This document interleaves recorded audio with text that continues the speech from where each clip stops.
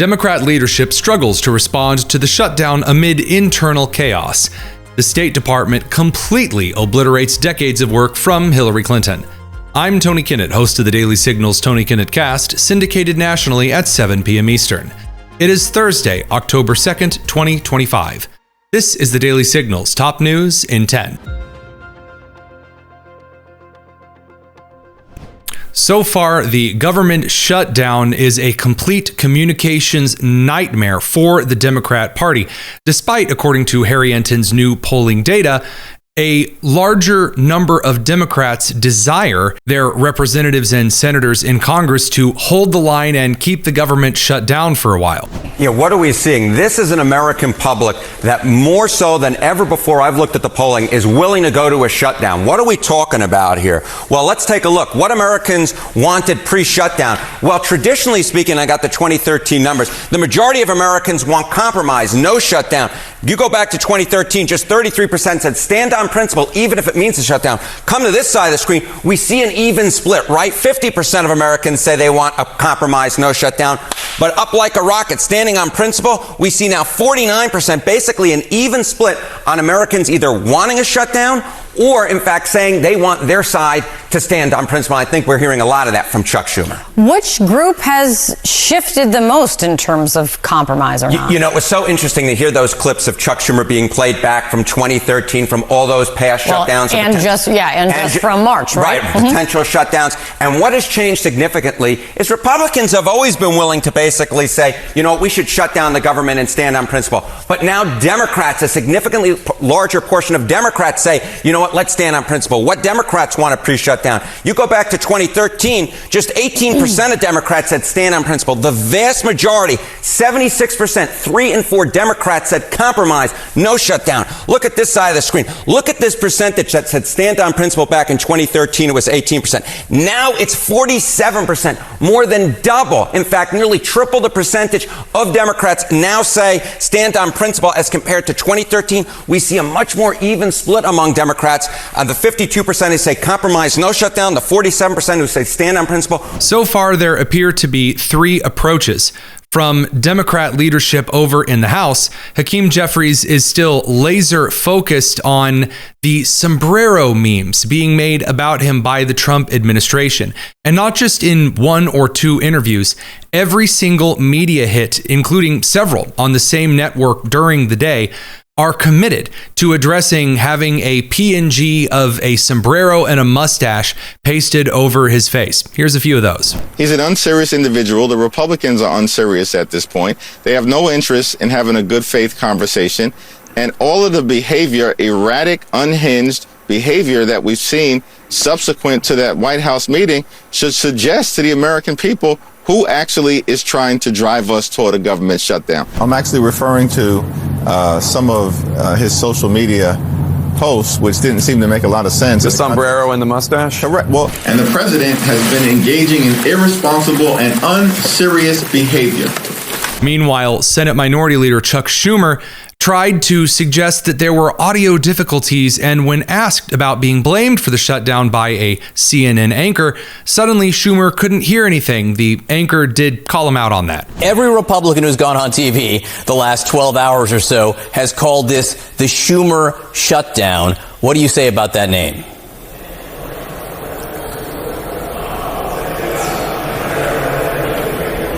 Senator Schumer, can you hear me?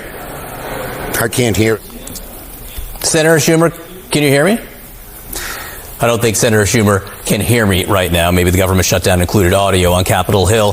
The third way that Democrats appear to be trying to address this shutdown is by claiming that they are the ones who chose to do the shutdown in the first place, which is also what Republicans are saying. Here's Representative Maxine Waters, as well as Representative Tanadar from Michigan, talking about why they were the ones who did the shutdown for illegal immigrant health care. Returning back to Detroit this morning after the Republicans failed to show up in the U.S. House, we got to make sure Americans have the health care that they need.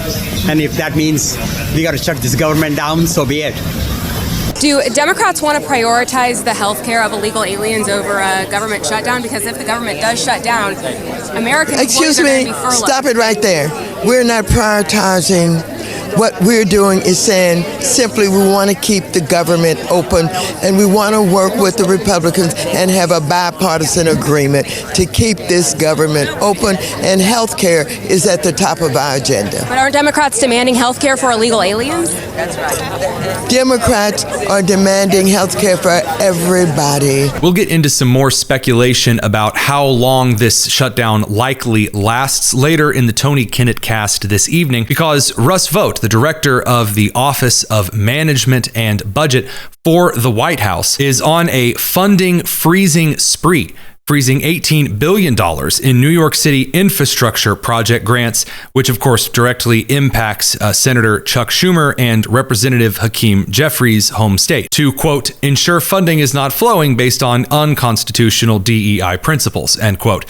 He also canceled $8 billion in Green New Deal climate funding during the period of the shutdown throughout the length of the government shutdown for states like California, Colorado, Connecticut, Delaware, Hawaii, Illinois, Maryland, Massachusetts, Minnesota, New Hampshire, New Jersey, New Mexico, New York, Oregon, Vermont, and Washington. With that much movement happening from the Trump administration side of things, it puts another side of pressure on Senate Democrats for the rest to defect from the Chuck Schumer crew and vote alongside Republicans and Democrat Senators John Fetterman, Cortez Masto of Nevada, as well as Angus King, the independent who caucuses with the Democrats from Maine, in order to reopen the federal government. And in other news, the State Department has completely obliterated decades of work from Hillary Clinton.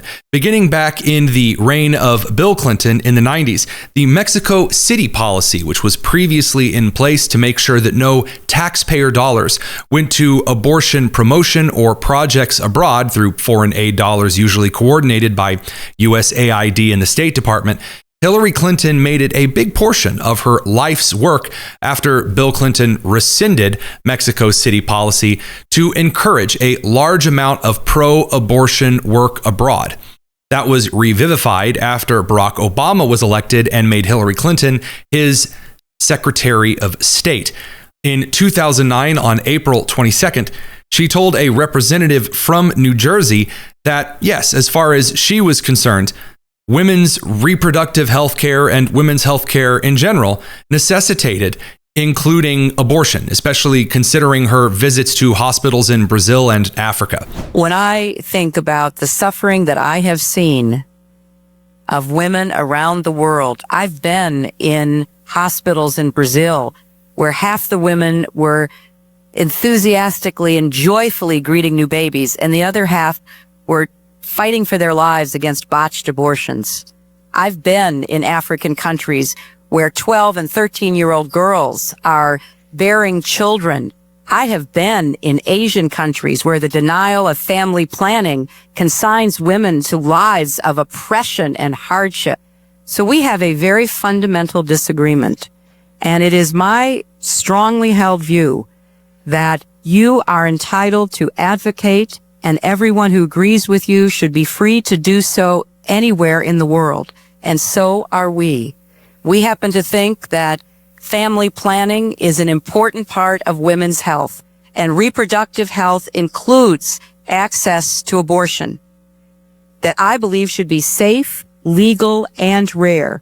I spent a lot of my time trying to bring down the rate of abortions, and it has been my experience that good family planning and good medical care brings down the rate of abortion. During the first Trump administration, his State Department reincorporated the Mexico City policy, and then Biden walked it back. Now, here at the outset of the shutdown, the State Department is moving to close some of these loopholes indefinitely and scrape away this back and forthing to promote not only abortion services around the world, but also diversity, equity, and inclusion, hyper gender studies and transition projects, and racial discrimination and gender discrimination projects in U.S. foreign aid. We sat down with our White House correspondent Elizabeth Mitchell yesterday, right before the show, to talk about this incredible scope scoop on a major State Department move. Big change because the Trump administration is rewriting the Mexico City policy in a brand new way. So the Mexico City policy is what makes sure that U.S. funding does not go to foreign abortions. And so this is something that every Democrat administration has overturned and every Republican administration has brought back. So it was rescinded under Biden. Trump 1 had the Mexico City policy, rescinded under Biden. Trump 2 brought it back. And now it's new and improved Mexico City policy because now it also includes a ban on funding for gender ideology and DEI programs. It closes loopholes that have previously allowed taxpayer funding for promotion of abortion. And it prohibits a broader range of non-governmental organizations from funding abortion. So this applies to all non-military foreign assistance.